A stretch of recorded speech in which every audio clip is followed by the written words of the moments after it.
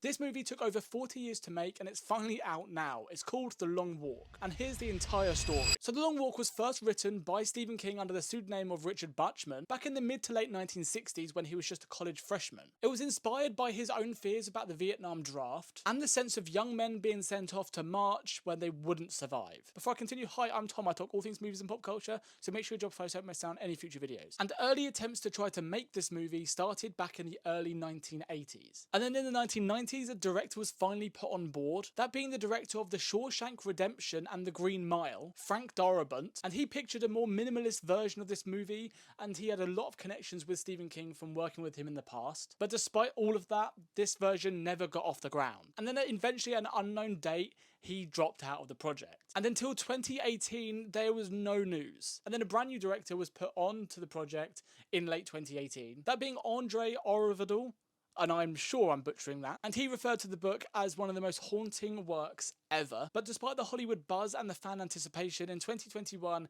he pulled out of the project as well. And then eventually we managed to get the version that we've got right now, which is hitting theatres, of which is incredible and you really should go and watch it.